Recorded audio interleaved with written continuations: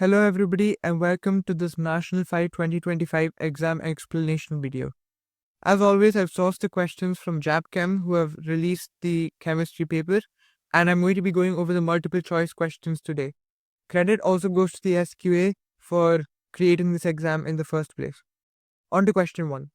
Organesson is a newly discovered element with a predicted electron arrangement of 2, 8, 18, 32, 32, 18, 8. In which group of the periodic table should organesson be placed? This is the column of the noble gases, and as you can see, organesson is right at the bottom. It also says column 0. Organesson has an atomic number of 118. The question mentions it has 8 electrons in its outer shell, meaning that it is in group 0. Group 0 is the noble gases, which are unreactive as they have a full outer shell. Alternatively, you can derive the answer by looking in your data booklet, which is page 4 with the full periodic table. Look at the left or the right in this case to see the column. Question 2. Which line in the table shows the correct number of protons and electrons for the atom that's mentioned there? Here are the 4 options. This is a nuclide notation question. The bottom number is the number of protons, which is the atomic number, and the top number is the mass number, which is the protons plus the neutrons. Protons have a mass of 1, as do neutrons. Electrons have a negligible mass, which is almost 0. This means that since no charge is mentioned, the number of protons is equal to the number of electrons. This means there are 26 protons and 26 electrons. Question 3. Which of the following molecules contains 3 atoms? Let's take this step by step. The prefix tri means that there are 3 chlorine atoms and there is 1 phosphorus atom. This means that 1 plus 3 is equal to 4 atoms, which means that it is not the right answer. Magnesium chloride is an ionic compound which has an ionic lattice structure, so this cannot be the solution. Sodium fluoride is ionic and also only contains 2 ions, so this definitely cannot be the solution. Carbon dioxide contains 1 carbon atom and 2 oxygen atoms, so D is the correct answer. Question 4. Which bonding and structure is never found in elements? And we see the 4 types. This question tests your knowledge on the different types of bonding. Ionic bonding always happens with 2 different elements, usually a metal and a non-metal. Others can happen with the same element. For example, graphite is a covalent network made up of only carbon atoms. Metallic bonding is found in metals like iron, and covalent molecular bonding is found in diatomic elements, the ones that make a 7 on the periodic table in figure, and hydrogen as well. For example, look at the right. These are the diatomic elements: nitrogen, oxygen, fluorine, chlorine, bromine, and iodine. Question 5. Which of the following compounds would conduct electricity at 600 degrees Celsius? When it says you may wish to use the data booklet to help you, it means the answer is probably in the data booklet. Here, for this question, you have to look at page 9.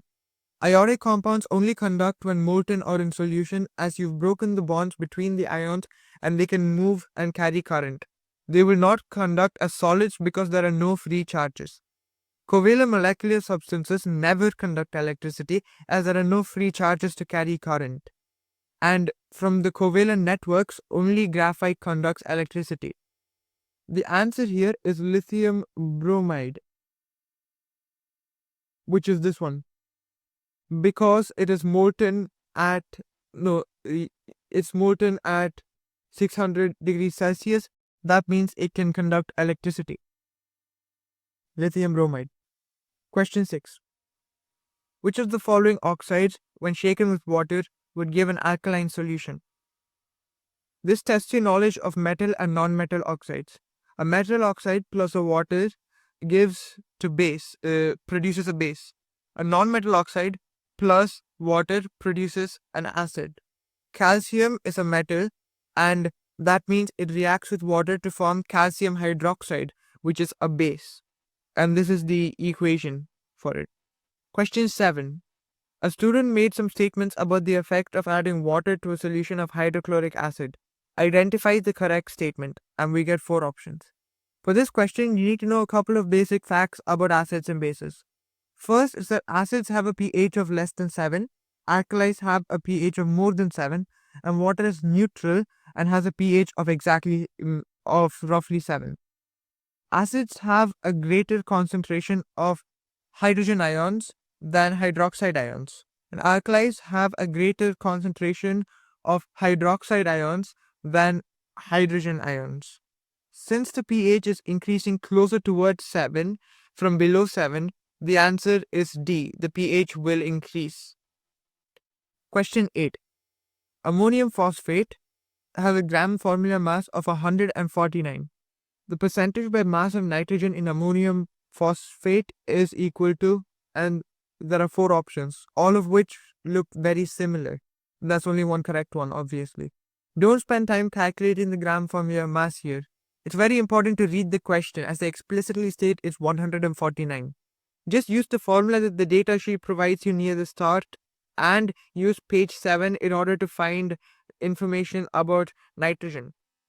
So we know that it has a relative atomic mass of 14, and we know the percentage by mass is the mass over the gram formula mass times 100. There are 3 nitrogens in ammonium phosphate, as there is a 3 outside of the group ion.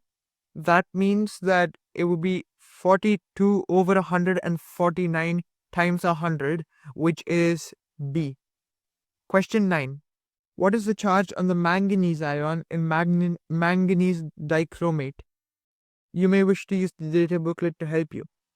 If it ends in 8, go to page 8. There you see the dichromate ion has a 2 minus charge. This means the manganese ion has a 2 plus charge, so the answer is A. As you can see, this is the data sheet where the charge is provided. On question 10, compound X is saturated, it is insoluble in water and has 2 hydrogen atoms for every carbon atom. Which of the following could be compound X? For this, you need to know a couple of properties about hydrocarbons and alcohols. This question requires us to find the one of the 4 options that fills all of the criteria. For a hydrocarbon to be saturated, it means all of the carbon-to-carbon bonds are single bonds. For example, alkanes and cycloalkanes exclusively feature carbon-to-carbon single bonds, whereas alkenes don't. The general formula must contain CnH2n, which at some point meaning that cyclopropane is the answer, because cyclopropane has the formula C3H6.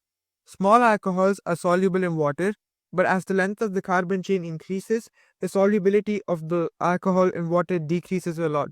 So larger alcohols are not soluble in water. Question 11. The structures of 3 members of a homologous series called the dienes are shown. The general formula for the dienes is. To answer this question, you first need to identify the molecular formula of each diene and then work out the general formula. So the first one is C3H4, the second one is C4H6, and the third one is C5H8. So through this, you can conclude that the general formula is CnH2n-2. So you can either work this out yourself or you could use some of the options to guide you along. Question 12. These are the formula.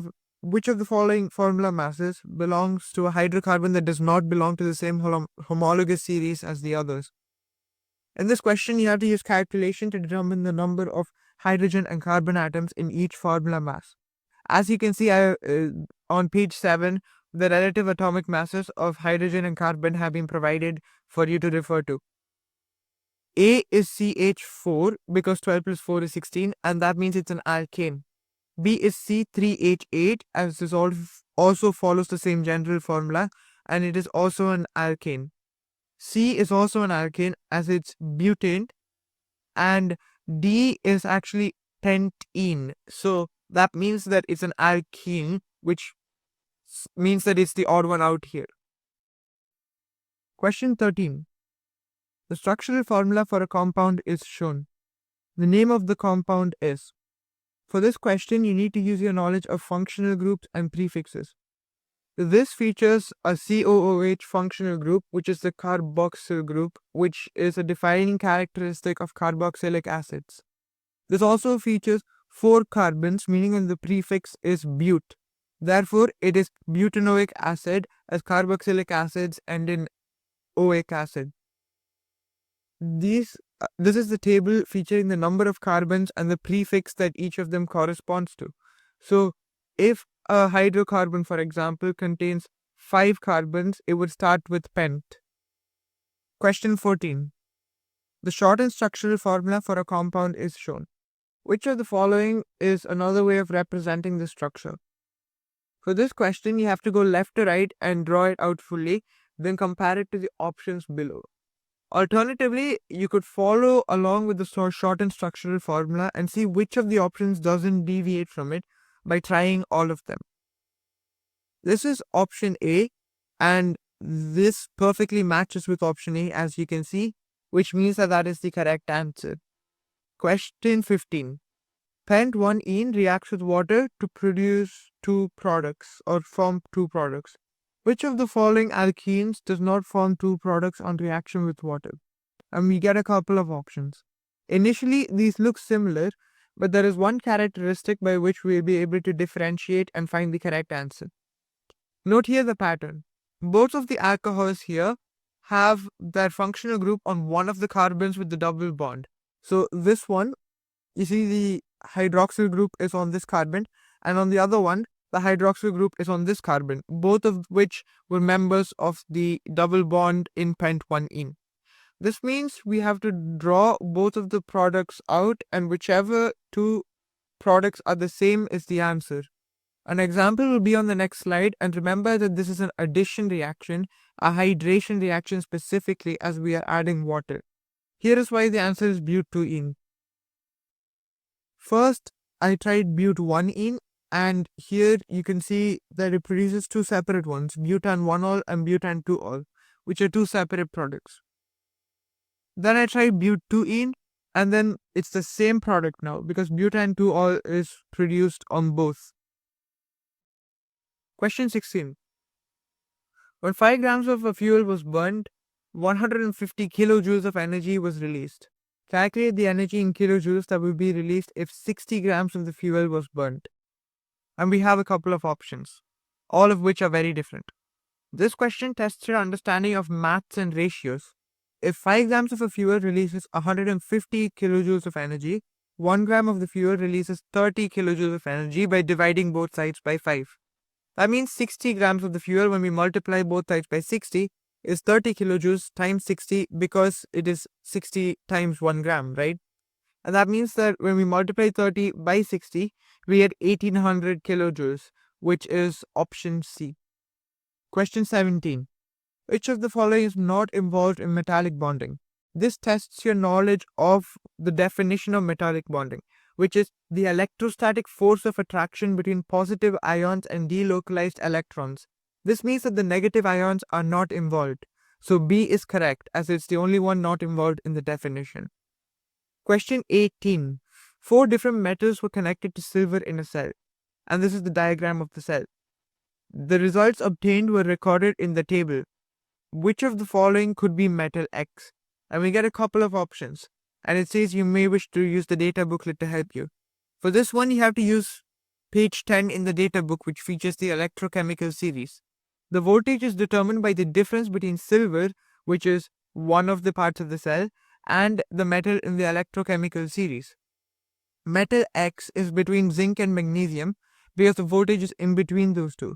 That means that the answer is aluminium, as you can see here, as is the one between zinc and magnesium. And also it says metal X is 1.5, which is between 1.1 and 2.7. Next one. Which of the following is not a redox reaction? For this, we need to know the definition of a redox reaction, which is where reduction and oxidation happen simultaneously. Reduction is the gain of electrons by a reactant, and oxidation is the loss of electrons by a reactant.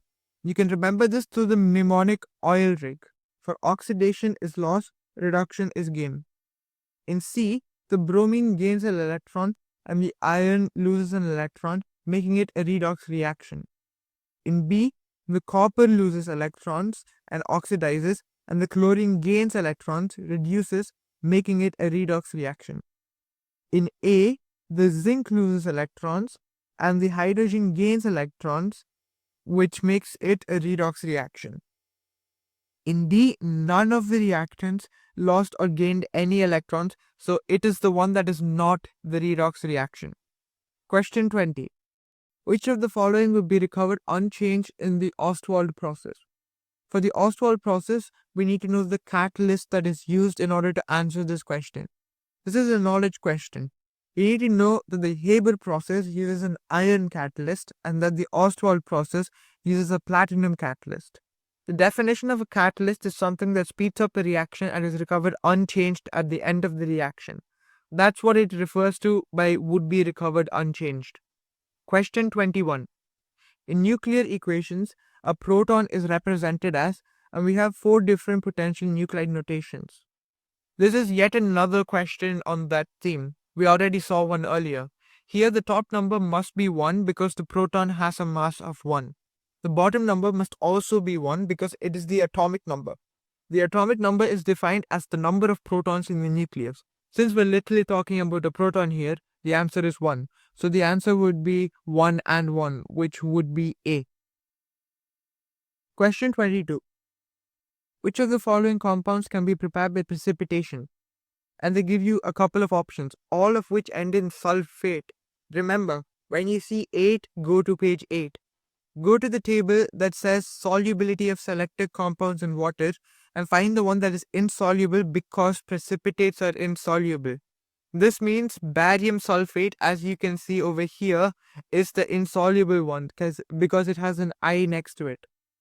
Question 23. A student was reading the volume of liquid in a piece of apparatus. The correct volume in centimeters cubed the student should record is, and we have a couple of answers, some of which are meant to throw you off. This is experimental technique. You have to have read the volume from the bottom of the meniscus, which is the curve that you can see, not the top. So you should be reading it from here, not here. The bottom of the meniscus is clearly at 9.2 as the numbers are going down the way and there are a couple of graduation marks. So what is that? 1, 2, 3, 4, 5, 6, 7, 8, 9.